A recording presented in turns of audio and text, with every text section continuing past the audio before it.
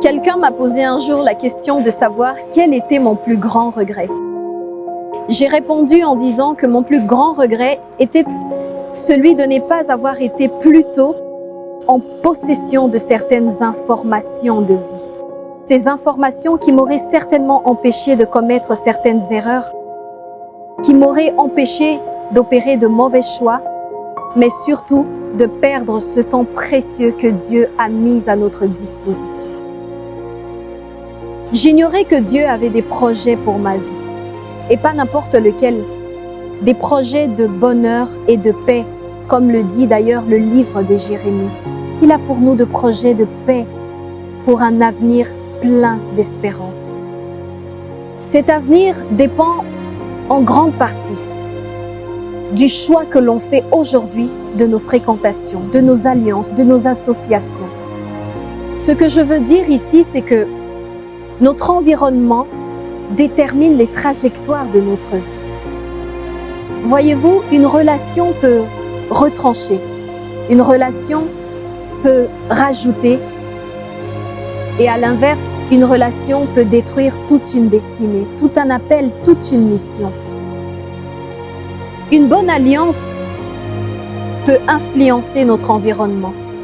Une bonne alliance influence aussi notre foi et détermine très souvent la manière dont nous finirons. Une mauvaise alliance, quant à elle, peut être à la base d'une autodestruction, que dis-je, de la destruction de toute une génération. L'impact des relations sur le chemin de la destinée. Un ouvrage à caractère d'édification que je vous recommande vivement. Son contenu renferme non seulement des témoignages personnels, mais aussi et surtout des principes clés à observer, à appliquer et à intégrer pour garantir une stabilité dans nos relations. Le premier chapitre de ce livre traite des obstacles à l'épanouissement de nos relations. Des obstacles tels que les blessures du cœur, les relations toxiques, la haine dans le combat spirituel, l'instabilité émotionnelle, la culpabilité et bien d'autres. Ces obstacles sont véritablement des hauteurs capables de s'élever dans nos vies pour nous maintenir loin de la connaissance de Dieu et nous empêcher de développer des relations sincères et durables. Le deuxième chapitre de ce livre, l'impact de notre relation avec Dieu. Assurément, la première relation qui influe sur notre destinée est celle que nous entretenons avec notre Créateur. Dieu est le fondement de toutes choses dans la vie. Il est le socle qui détient les secrets de notre destinée divine. Dans ce chapitre, vous découvrirez des points tels que le manuel divin, pardonner pour avancer, la puissance dans le nom de Jésus, l'obéissance, mais aussi cette personne extraordinaire qui est le Saint-Esprit et bien d'autres points. Le dernier chapitre, les amis de la destinée.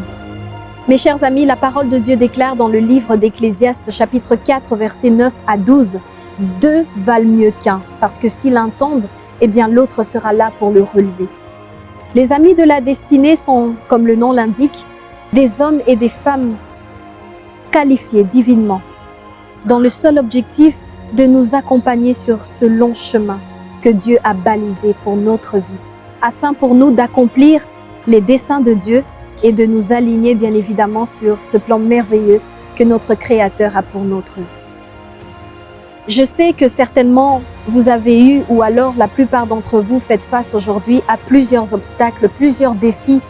Il y a des questionnements qui planent autour de cette sphère relationnelle. Le but de cet ouvrage est que nous puissions changer notre manière de voir les choses selon la lumière de la parole de Dieu pour ainsi trouver des réponses à des questions silencieuses que l'on se pose dans cette sphère des relations.